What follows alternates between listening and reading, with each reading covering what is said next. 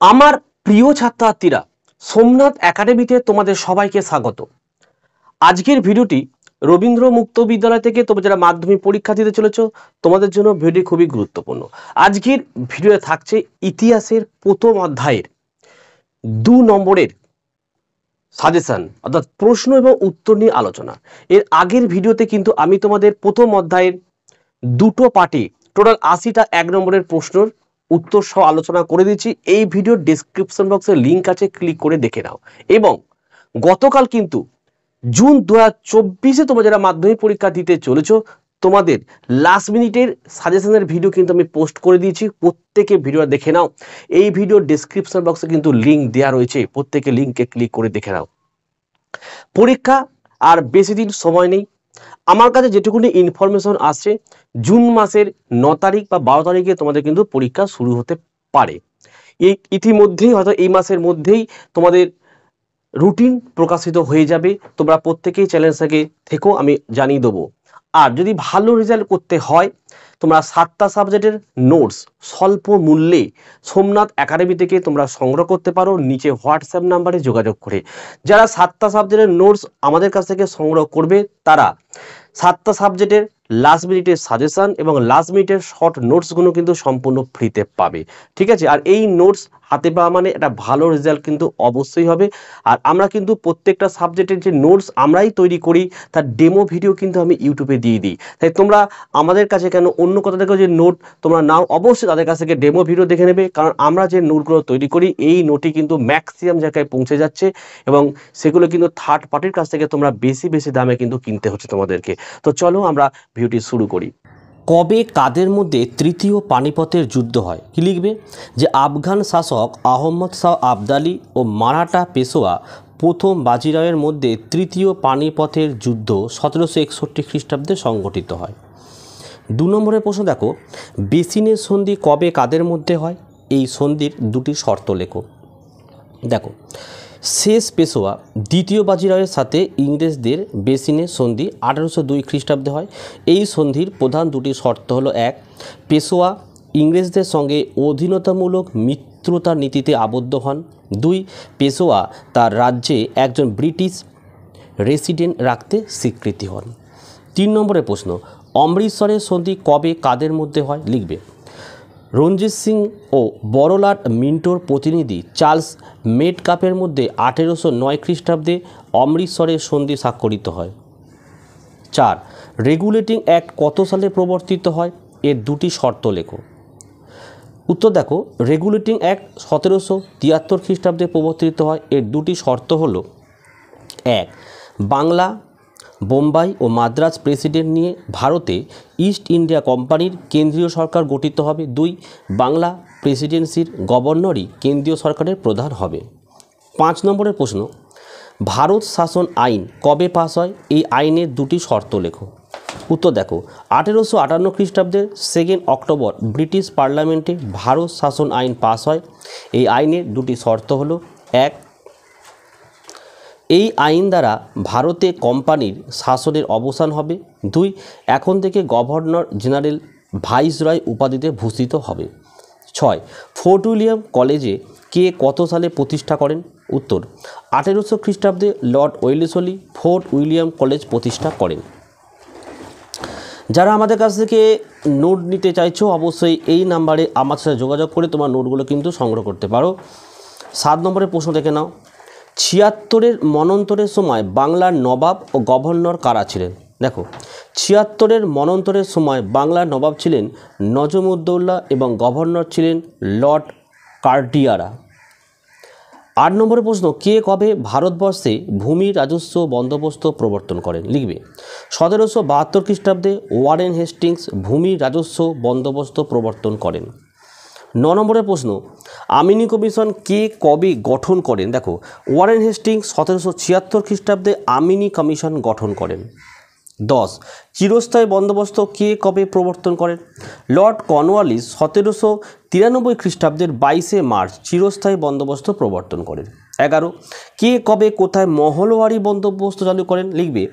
1822 খ্রিস্টাব্দে এলফিনস্টোন গাঙ্গে উপত্যকা অঞ্চলে মহলওয়ারি বন্দোবস্ত চালু করেন। 12, সিরাজউদ্দৌলা এটা কবে হবে, কবে কলকাতা আক্রমণ ও ফোর্ট উইলিয়াম দুর্গ দখল করেন? লিখবে সিরাজউদ্দৌলা 1756 খ্রিস্টাব্দে কলকাতা আক্রমণ ও 20 জুন ফোর্ট উইলিয়াম দুর্গ দখল করেন। 13 কবে কাদের মধ্যে আলীনগরের সন্ধি স্বাক্ষরিত হয়? 1757 খ্রিস্টাব্দে 9 ফেব্রুয়ারি বাংলার নবাব সিরাজউদ্দৌলা ও কলকাতার ইংরেজ কর্তৃপক্ষের মধ্যে আলীনগরের সন্ধি স্বাক্ষরিত হয়। নেক্সট 14 কবে কাদের মধ্যে পলাশির যুদ্ধ হয়েছিল? 1757 খ্রিস্টাব্দে 23 জুন বাংলার নবাব সিরাজউদ্দৌলা এবং কলকাতার ইংরেজ কর্তৃপক্ষের মধ্যে পলাশির যুদ্ধ হয়েছিল। 15 নম্বর প্রশ্ন, কাও তাও প্রথা কী? লিখবে কোনো বিদেশি চীন সম্রাটের দর্শনপ্রার্থী হলে তাকে সম্রাটের সামনে ভূমি পর্যন্ত নত হয়ে সাষ্টাঙ্গে প্রণাম জানাতে হতো। এই প্রথা কাও তাও প্রথা নামে পরিচিত। 16 নম্বরের প্রশ্ন, সূর্যাস্ত আইন কী? লিখবে লর্ড কর্নওয়ালিস প্রবর্তিত চিরস্থায়ী বন্দোবস্তের অন্যতম প্রধান শর্ত ছিল সূর্যাস্ত আইন। এই আইন অনুসারে যদি কোনো জমিদার নির্দিষ্ট দিনে সূর্যাস্তের আগে সরকারি কোষাগারে রাজস্ব জমা দিতে না পারে তাহলে তার জমিদারি নিলামে উঠত। 17 সম্পদের নির্গমন বলতে কী বোঝো? দেখো পলাশি যুদ্ধের পর থেকে ইস্ট ইন্ডিয়া কোম্পানি ও কোম্পানির উচ্চপদস্থ কর্মচারীরা ভারত থেকে প্রভূত অর্থ সম্পদ নিয়ে যেতে থাকে। এই ঘটনায় সম্পদের নির্গমন নামে অভিহিত। নেক্সট 18 অবশিল্পায়ন বলতে কী বোঝো? দেখো ঔপনিবেশিক অর্থনীতির প্রভাবে ভারতের বস্ত্রশিল্প ধ্বংসের সম্মুখীন হয়। এভাবে কোনো শিল্প যদি ধ্বংসপ্রাপ্ত বা তার অধোগতি হয় বা কোনো নতুন শিল্প যদি গড়ে না ওঠে তবে যে অবস্থার সৃষ্টি হয় তাকে অবশিল্পায়ন বলে। 19 রেলপথ স্থাপনের পিছনে ডালহৌসির উদ্দেশ্য কী ছিল? রেলপথ স্থাপনের পিছনে ডালহৌসির উদ্দেশ্য ছিল 1 ভারতের বিভিন্ন স্থানে সেনাবাহিনীকে দ্রুত পৌঁছানোর ব্যবস্থা করা, 2 যোগাযোগ ব্যবস্থার উন্নতি ঘটিয়ে ব্রিটিশ পুঁজি ভারতে বিনিয়োগ করানো। 20 নম্বরের প্রশ্ন, কার মৃত্যুর পর সিরাজউদ্দৌলা বাংলার সিংহাসনে বসেন? আলীবর্দী খাঁর মৃত্যুর পর সিরাজউদ্দৌলা বাংলার সিংহাসনে বসেন। 21 বক্সারের যুদ্ধ কবে কাদের মধ্যে হয়েছিল? দেখো 1764 খ্রিস্টাব্দে মীর কাসিম ও ইংরেজদের মধ্যে বক্সারের যুদ্ধ হয়েছিল। 22 ইস্ট ইন্ডিয়া কোম্পানি কবে দিওয়ানি লাভ করে? 1765 খ্রিস্টাব্দে ইস্ট ইন্ডিয়া কোম্পানি দিওয়ানি লাভ করে। 23 ম্যাঙ্গালোরের সন্ধি কবে কাদের মধ্যে স্বাক্ষরিত হয়েছিল? 1784 খ্রিস্টাব্দে ইংরেজ ও টিপু সুলতানের মধ্যে ম্যাঙ্গালোরের সন্ধি স্বাক্ষরিত হয়েছিল। 24 কোন যুদ্ধে টিপু সুলতান পরাজিত ও নিহত হন? 1799 খ্রিস্টাব্দে চতুর্থ ইঙ্গ মহীশূর যুদ্ধে টিপু সুলতান পরাজিত ও নিহত হন। 25 অমৃতসরের সন্ধি কবে কাদের মধ্যে স্বাক্ষরিত হয়েছিল? 1809 খ্রিস্টাব্দে রঞ্জিত সিংহ ও বড়লাট মিন্টোর মধ্যে অমৃতসরের সন্ধি স্বাক্ষরিত হয়েছিল। 26 আধুনিক পাঞ্জাবের জনক কাকে বলা হয়? লিখবে লর্ড ডালহৌসিকে আধুনিক পাঞ্জাবের জনক বলা হয়। 17 বোর্ড অফ রেভিনিউ কে স্থাপন করেন? লিখবে Warren Hastings board of revenue স্থাপন করেন। 28 কলকাতা মাদ্রাসা কে কবে প্রতিষ্ঠা করেন? 1781 খ্রিস্টাব্দে ওয়ারেন হেস্টিংস কলকাতা মাদ্রাসা প্রতিষ্ঠা করেন। 29 কলকাতা সংস্কৃত কলেজ কে কবে প্রতিষ্ঠা করেন? 1824 খ্রিস্টাব্দে হিরাম উইলসন কলকাতা সংস্কৃত কলেজ প্রতিষ্ঠা করেন। 30 কলকাতা মেডিকেল কলেজ কে কবে প্রতিষ্ঠা করেন? উত্তর 1835 খ্রিস্টাব্দে William Bentinck Kolkata medical college প্রতিষ্ঠা করেন। 31 কলকাতা বিশ্ববিদ্যালয় কে কবে প্রতিষ্ঠা করেন? লিখবে 1857 খ্রিস্টাব্দে জেমস উইলিয়াম কোলভিল হবে, ডিল হয়েছে কোলভিল হবে, কলকাতা বিশ্ববিদ্যালয় প্রতিষ্ঠা করেন। 32 আত্মীয় সভা কে কবে কী উদ্দেশ্যে প্রতিষ্ঠা করেন? দেখো রাজা রামমোহন রায় 1815 খ্রিস্টাব্দে কলকাতায় আত্মীয় সভার প্রতিষ্ঠা করেন। এই সভা প্রতিষ্ঠার উদ্দেশ্য ছিল সমাজ ও ধর্মের কুসংস্কারের বিরুদ্ধে ঐক্যবদ্ধভাবে প্রতিবাদ করা। 33 নম্বর প্রশ্ন দেখো 3 আইন কবে কার প্রচেষ্টায় পাস হয়? লিখবে 1100 আচ্ছা এটা মিস্টেক আছে, এটা 1872 হবে, ঠিক আছে। 1872 খ্রিস্টাব্দে কেশবচন্দ্র সেনের প্রচেষ্টায় বাল্যবিবাহ, বহুবিবাহ রোধ ও অসমবর্ণ বিবাহের পক্ষে ব্রিটিশ সরকার যে আইন পাস করে তা 3 আইন নামে পরিচিত। 34 তত্ত্ববোধিনী সভা কে প্রতিষ্ঠা করেন? লিখবে 1839 খ্রিস্টাব্দে দেবেন্দ্রনাথ ঠাকুর তত্ত্ববোধিনী সভা প্রতিষ্ঠা করেন। 35 ডিরোজিওর দুজন শিষ্যের নাম লেখো। ডিরোজিওর দুজন শিষ্য হলেন রামতনু লাহিড়ী ও রাধানাথ সিকদার। 36 ভাইকম সত্যাগ্রহ কি লিখবে? দক্ষিণ ভারতের ভাইকমের একটি হিন্দু মন্দিরমুখী রাস্তা নিম্নবর্গের মানুষের ব্যবহারের জন্য নিষিদ্ধ ছিল। এই রাস্তা সকলের ব্যবহারের জন্য 1924 খ্রিস্টাব্দে শ্রী নারায়ণ গুরু যে আন্দোলন করেছিলেন তা ভাইকম সত্যাগ্রহ নামে পরিচিত। 37 কাকে কেন দক্ষিণের বিদ্যাসাগর বলা হয় লিখবে? বিরসা লিঙ্গম দক্ষিণ ভারতের বিধবা বিবাহের সমর্থনে জনমত গঠন করেন এবং নিজ উদ্যোগে অনেকগুলি বিধবা বিবাহ সুসম্পন্ন করেন। এই কারণে বিরসা লিঙ্গমকে দক্ষিণের বিদ্যাসাগর বলা হয়। 38 কবে কলকাতা এশিয়াটিক সোসাইটি প্রতিষ্ঠিত হয় লিখবে? 1784 খ্রিস্টাব্দের 15 জানুয়ারি কলকাতায় এশিয়াটিক সোসাইটি প্রতিষ্ঠিত হয়। 39 কে কবে কোথায় ফোর্ট উইলিয়াম কলেজ প্রতিষ্ঠা করেন?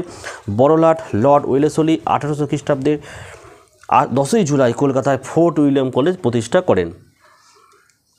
40 কবে কাদের মধ্যে পুনা চুক্তি স্বাক্ষরিত হয়? 1932 খ্রিস্টাব্দে মহাত্মা গান্ধী ডক্টর বি.আর. আম্বেদকরের মধ্যে পুনা চুক্তি স্বাক্ষরিত করেন। 41 পতিদার কাদের বলা হতো? ব্রিটিশ শাসনকালে গুজরাটে পতি অর্থাৎ গ্রামের যৌথ ভূমি রাজস্ব আদায়কারীর স্থানীয় মোড়ল আধিপত্যকারী সম্প্রদায়কেই পতিদার বলা হতো। 42 সাউকার কাদের বলা হতো লিখবে? দাক্ষিণাত্যের বোম্বাই প্রেসিডেন্সিতে সুৎখোর মহাজন শ্রেণী সাউকার নামে পরিচিত ছিল। মেকলে মিনিট কি দেখো 1835 খ্রিস্টাব্দে বড়লাট লর্ড বেন্টিংকের আইন সচিব লর্ড মেকলে তার এক সুপারিশে কোম্পানির প্রদেয় অর্থ ভারতীয় পাশ্চাত্য শিক্ষার জন্য ব্যয় করার কথা বলেন। তার এই সুপারিশ বা মিনিটই মেকলে মিনিট নামে পরিচিত।